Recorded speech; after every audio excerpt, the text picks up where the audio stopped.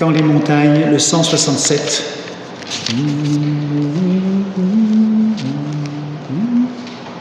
Ésaïe 54, verset 10.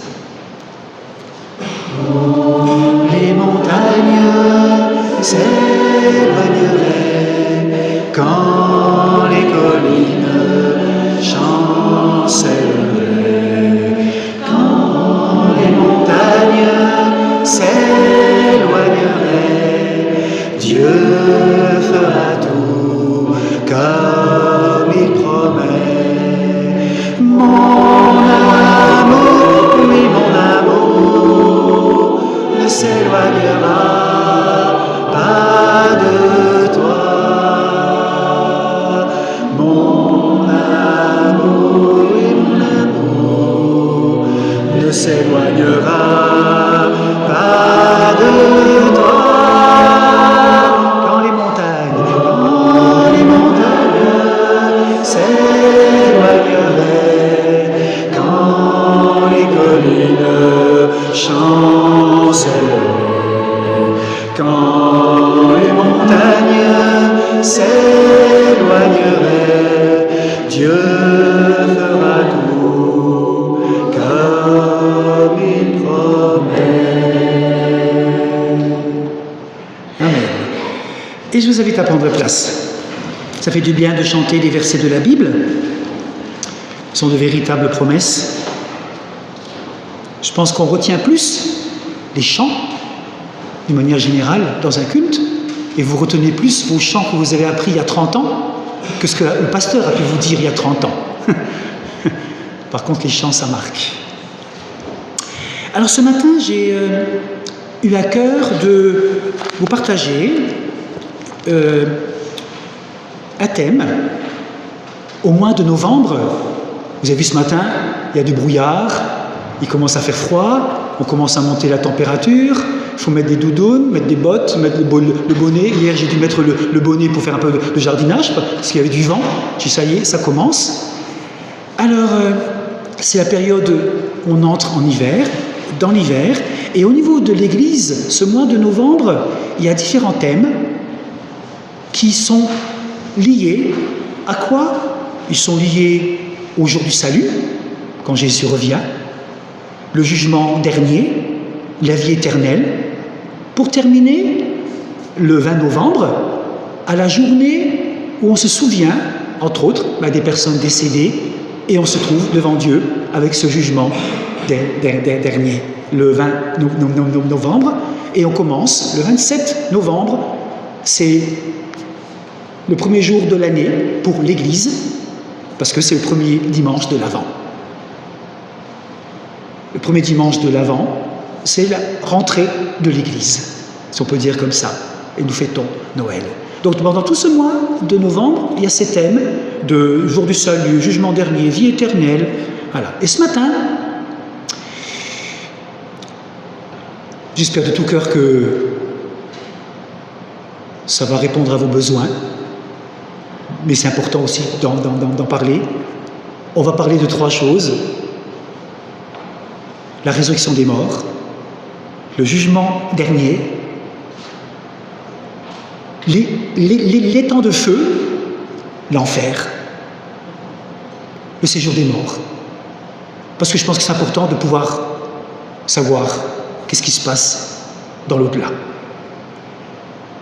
Il n'y aura pas de lecture biblique précise, mais durant tout ce que je vais dire, il y aura des versets bibliques. Alors, si certains veulent ce que j'ai écrit, je vous le donnerai, et puis vous pourrez revoir sur la vidéo, pour celles et ceux qui les regardent. Alors, voyons d'abord la résurrection des morts.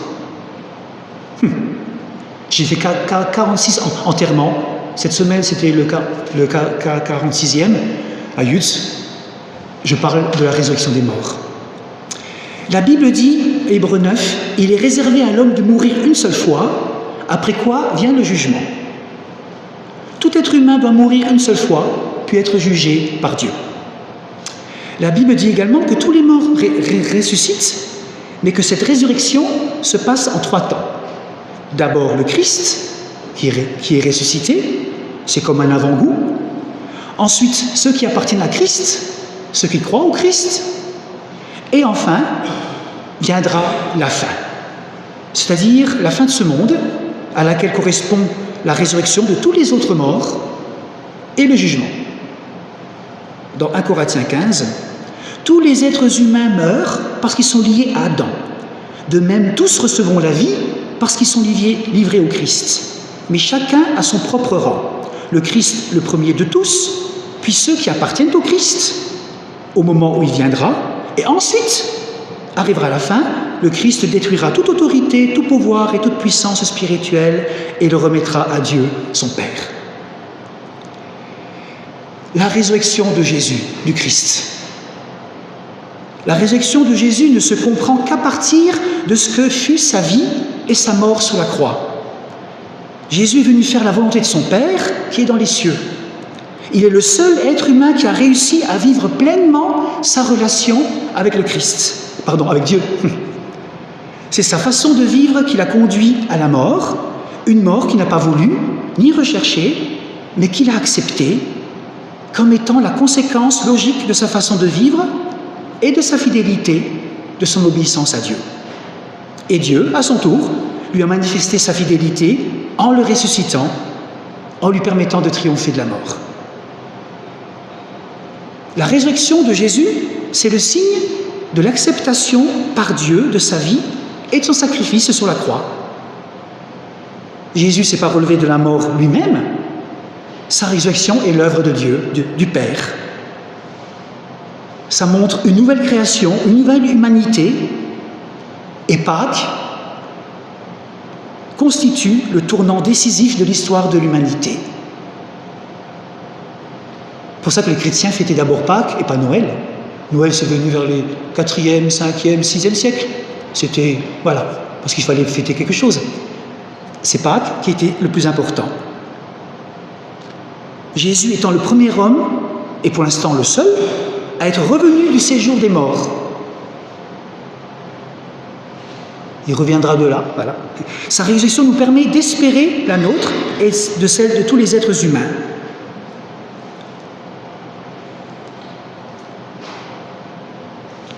Dans 1 Thessaloniciens chapitre 4, on nous dit, Paul dit ceci, « Frères et sœurs, nous voulons vous faire connaître la vérité au sujet des morts. Ainsi, vous ne serez pas tristes comme les autres qui n'ont pas d'espérance. Nous croyons que Jésus est mort et qu'il s'est relevé de la mort, donc de la même façon, ceux qui sont morts avec Jésus, en croyant en lui, Dieu les réunira à Jésus. »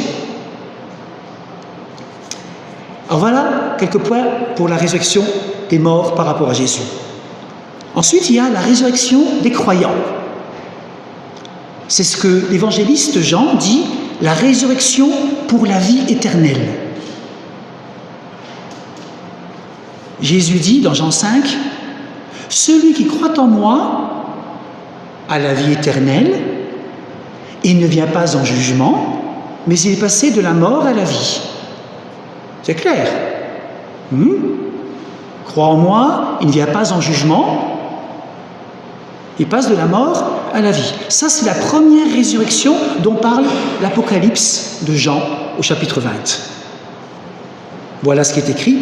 « Heureux ceux qui ont part à la première résurrection. Ils appartiennent à Dieu, la seconde mort n'a pas de pouvoir sur eux. Ils seront prêtres de Dieu et du Christ, ils régneront avec le Christ pendant les 1000 ans. » Et dans 1 Thessaloniciens 4, on entendra un signal, la voix du chef des anges, le son de la trompette de Dieu. Alors le Seigneur lui-même descendra du ciel. Ceux qui sont morts en croyant au Christ se relèveront de la mort en premier. Première résurrection de ceux qui croient au Christ. La résurrection des croyants. La résurrection du Christ a tout de suite été comprise par les croyants comme un avant-goût de leur propre résurrection. Christ, premier-né d'entre les morts, il a ouvert une brèche dans la mort. Pour Paul, par exemple, la résurrection du Christ et la résurrection des morts sont indissociables. Et ensuite, il y a la résurrection de tous les autres morts. C'est la résurrection pour le jugement. Oh, chacun me regarde là. Piou. C'est la résurrection pour le jugement dont parle Jean au chapitre 5. Ne soyez pas étonnés, car l'heure vient où tous ceux qui sont morts entendront sa voix et sortiront de leur tombe. Les personnes qui ont fait le bien ressusciteront vers la vie, mais celles qui auront fait le mal ressusciteront pour être jugées. C'est la distinction avec la résurrection pour la vie éternelle, celle des croyants. Tous les morts qui ne seront pas ressuscités à la première résurrection le seront après le retour en gloire du Christ, avec son règne sur la terre, sa victoire définitive sur les forces démoniaques. Au dernier jour, alors nous tous, nous paraîtrons pour être devant Dieu. Dans Matthieu 25, « Quand le Fils de l'homme viendra dans la gloire avec tous les anges, il siégera sur son trône royal. Tous les peuples de la terre seront rassemblés devant lui, et il séparera les gens les uns des autres, comme le berger sépare des moutons et des chèvres. » Et dans Apocalypse 20, « La mer rendit les morts qui étaient en elle, la mort et le séjour des morts rendirent les morts qui étaient en eux, et ils furent jugés, chacun selon ses œuvres. »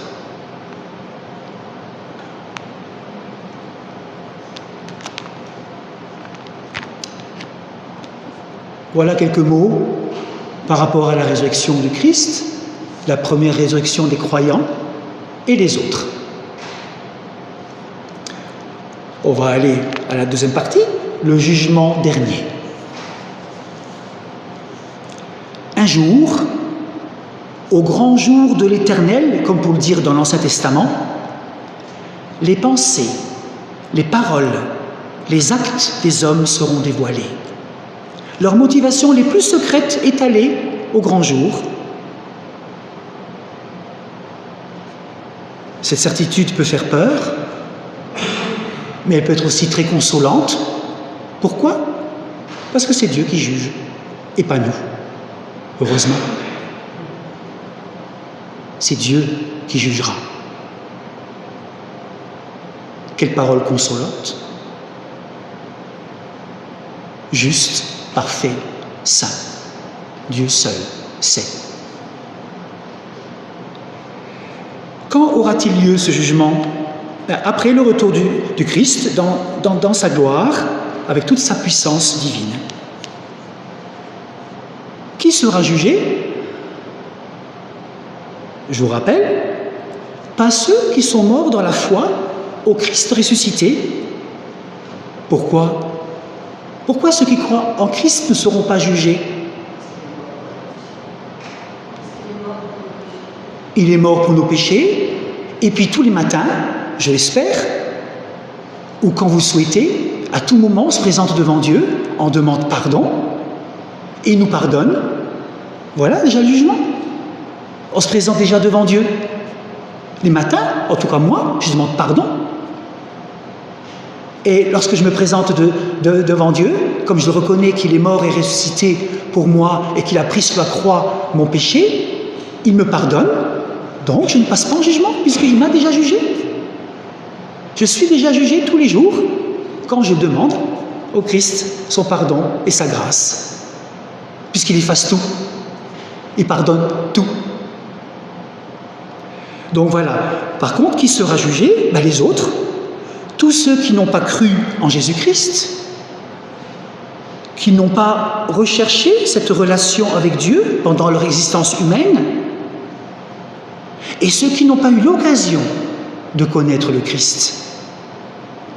Beaucoup de tribus en Afrique, en Asie, en Amérique du Sud, en Amazonie, n'ont jamais entendu parler du Christ pour l'instant.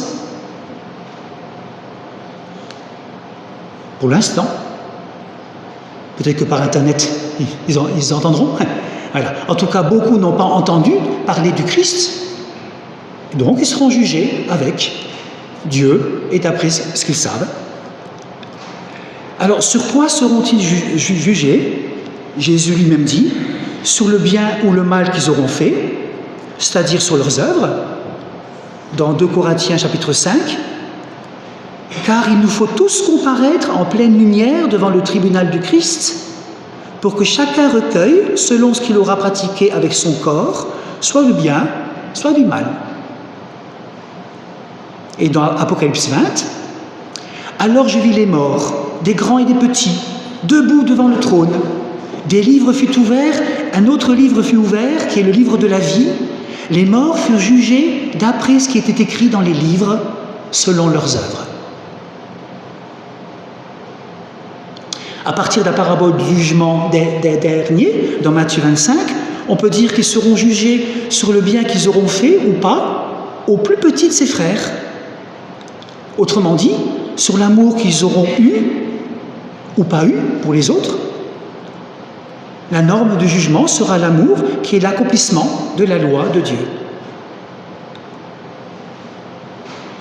Et puis pour nous, en tant que croyants au Christ, notre foi doit bien sûr se concrétiser dans l'amour et dans des actes. C'est évident aussi pour nous. Nous croyons, nous aimons Dieu, ça se concrétise dans des actes d'amour, dans des œuvres d'amour les uns envers les autres. Alors, et enfin, comment le jugement se terminera-t-il ? Vous avez de savoir. La croyance populaire pense que les uns iront au paradis et les autres en enfer. La Bible dit que les uns entreront dans la vie éternelle et les autres seront jetés dans l'étang de feu. Apocalypse 20. La mort et le séjour des morts fut jeté dans l'étang de feu. L'étang de feu, c'est la seconde mort. Vous voyez ? Les uns entrent dans la vie éternelle, ceux qui ont été jugés entrent dans la vie éternelle, les autres sont jetés dans l'étang de feu. On pourrait dire aussi que les uns vivront en communion avec Dieu pour toujours, et les autres seront privés de cette communion pour toujours. Puis ce qui se passe dans cet étang de feu, Dieu seul le sait. Ce qui est consolant, c'est qu'au jour du jugement dernier, tous ne seront pas condamnés, et que Dieu ne jugera pas de façon arbitraire, il est juste. Certains pensent qu'au jugement dernier, Dieu ne pourra que pardonner à tous, puisqu'il est amour. Ça, c'est ce que certains pensent. On appelle ça la théorie de la réconciliation universelle. Ça contredit clairement les enseignements du Christ, les enseignements du Nouveau Testament, qui nous invitent à une décision de foi dans cette vie. Comme au jour du baptême, crois-tu que le Christ est ton Seigneur ? Oui, je le crois. Dans beaucoup de passages de Jésus, comme dans le Nouveau Testament, voilà, on nous dit « Décide-toi, viens et suis-moi ». Éméane a fait sa confirmation. « Viens, suis-moi, Éméane ». Il y a la parabole du fils prodigue. J'étais perdu et il m'a retrouvé parce que j'ai fait demi-tour. J'ai changé de comportement, d'attitude. Je vais vers Dieu le Père. Jean 6, en vérité, je vous le dis, ceux qui croient en moi a la vie éternelle. Donc voilà, il y a celui qui croit, la conséquence est la vie éternelle. Et dans Jean 3, celui qui croit au Fils a la vie éternelle, celui qui ne croit pas au Fils ne verra pas la vie, mais la colère de Dieu demeure sur lui. Et même quand on lit les évangiles, Jésus nous prévient, on peut perdre sa vie. Lisez voir, qu'est-ce que ça veut dire, perdre sa vie? Perdre sa vie en ne vivant que pour soi-même, en laissant Dieu de côté? Ne serait-ce pas une façon de dire que celui qui agit ainsi sera anéanti dans les temps de feu, la seconde mort, comme dit l'Apocalypse? Perdre sa vie? Quelqu'un disait, comment Dieu, en étant amour, laisserait une personne qui, durant toute sa vie, n'a pas voulu connaître Dieu? Il a entendu le message, mais l'a mise de côté. Pourquoi cette personne qui a mis de côté Dieu pendant des années, Dieu le laisserait venir à lui alors qu'il ne le souhaite même pas? Pendant toutes ces années, il n'a jamais souhaité. Est-ce que Dieu va forcer quelqu'un à l'aimer? Dieu ne force personne. Vous voyez? C'est la liberté qui va jusque plus loin. Et on termine avec l'enfer et les temps de feu. Au risque de vous choquer, je commencerai par dire que nous irons tous en enfer.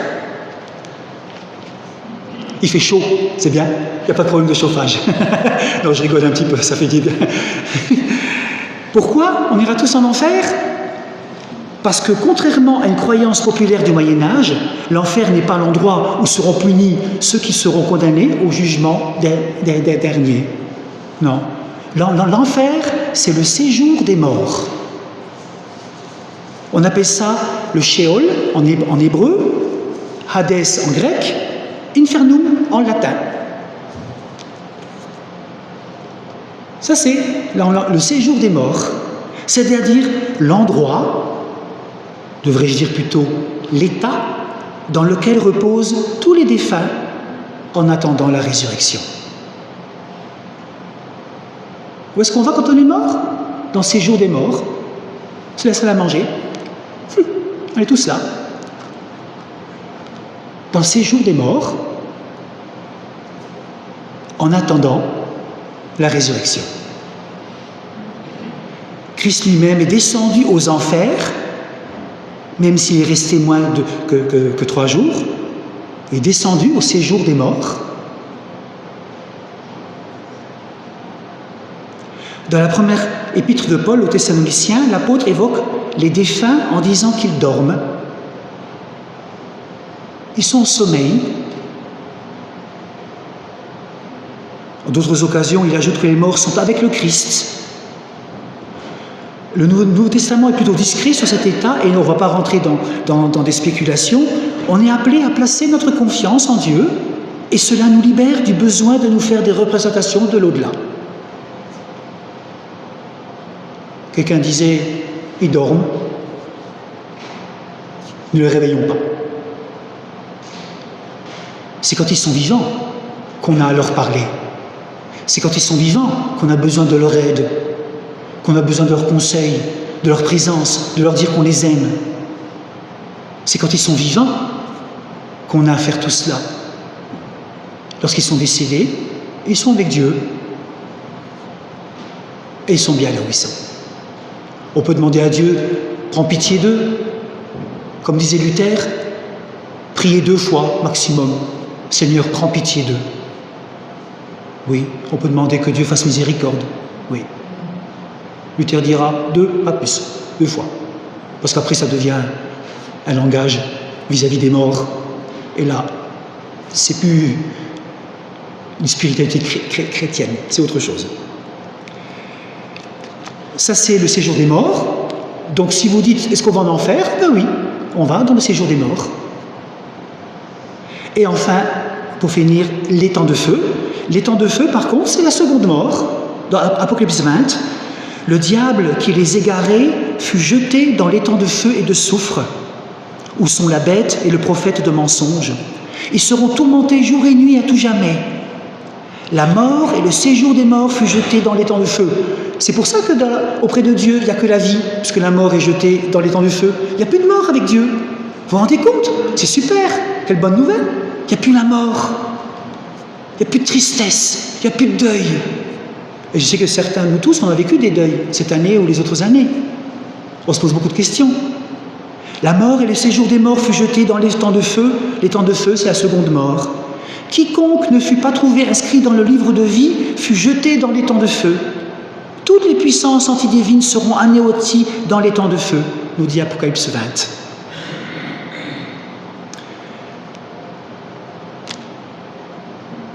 Voilà.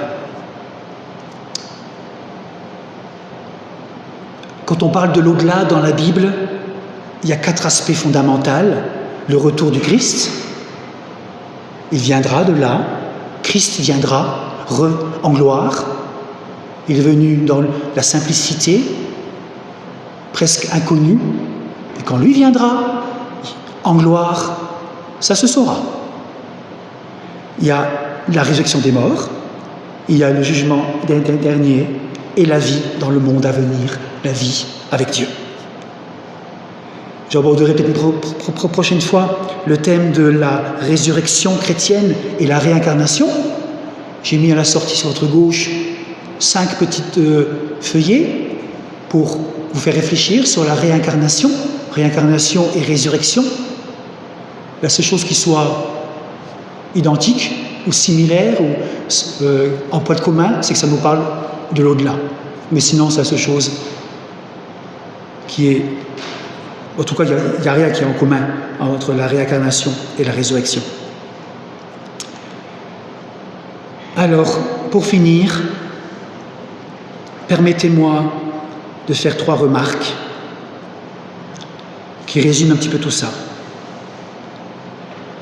Que nos défunts se soient endormis dans la foi en Jésus-Christ ou non, ça ne change rien au fait qu'ils sont tous entre les mains de Dieu, voilà, que tous ressusciteront, et que c'est le Fils, auquel le Père a remis tout jugement, qui prononcera le dernier mot sur chacun d'eux.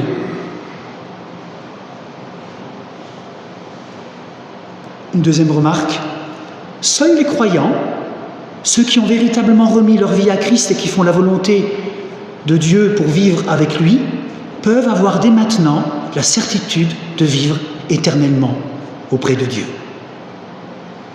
L'apôtre Jean nous l'atteste, « Je vous ai dit cela afin que vous sachiez que vous avez la vie éternelle. » Et tous les autres auront affronté le jugement des derniers et à répondre de leur vie devant le Christ. Et enfin, un jour, Jésus reviendra. Il reviendra pour établir de nouveaux cieux, de nouvelles terres. Ceux qui sont en Christ seront avec le Seigneur pour toujours. Et il n'y aura plus ni pleurs, ni cris, ni larmes, car péché ne sera plus. Nous verrons Dieu face à face. Des corps glorieux et parfaits nous seront donnés. Nous serons transformés semblables à Christ. Le ciel sera un lieu de joie intense et de délices infinies que nous ne pouvons même pas imaginer à l'heure actuelle. La Bible dit « Ce sont des choses que l'œil n'a point vues, que l'oreille n'a point entendues, et qui ne sont pas montées au cœur de l'homme, des choses que Dieu a préparées pour ceux qui l'aiment. » Oui, nous pouvons nous réjouir de ces choses-là, dès aujourd'hui. Dieu prépare de belles choses pour nous. Tout ce que nous avons espéré, toutes ces réalités que l'on perçoit un petit peu comme un avant-goût, tout ce qu'on comprend et puis tout ce qu'on ne comprend pas, eh bien, sera un jour visible. Tout ce à quoi tu as espéré, mon frère, ma sœur, toi qui as espéré au Christ, un jour tu le verras.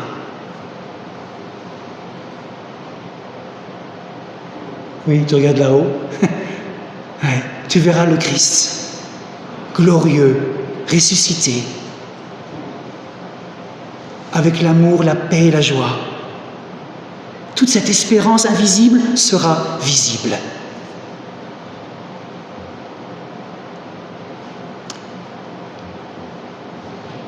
Merci Seigneur.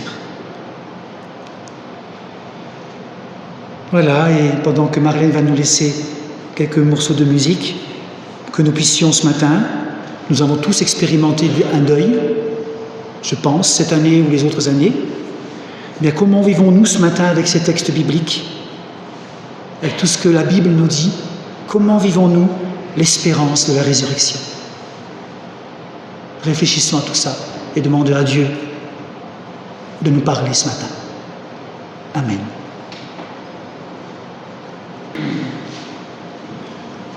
Oui. Seigneur, cette journée, bénis ce jour où tout renaît.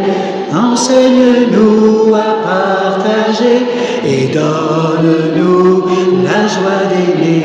Bénis Seigneur cette journée, bénis ce jour où tout renaît. Enseigne-nous à partager et donne-nous la joie d'aimer. Bénis Seigneur cette journée, bénis ce jour où tout renaît. Enseigne-nous à partager et donne-nous la joie d'aimer. Bénis ce jour, cette journée, bénis ce jour où tout renaît. Enseigne-nous à partager et donne-nous la joie d'aimer. Bénis ce jour, cette journée, bénis ce jour où tout renaît. Enseigne-nous à partager. Bon dimanche, puis prenons le temps aussi de pouvoir partager avec les uns et les autres.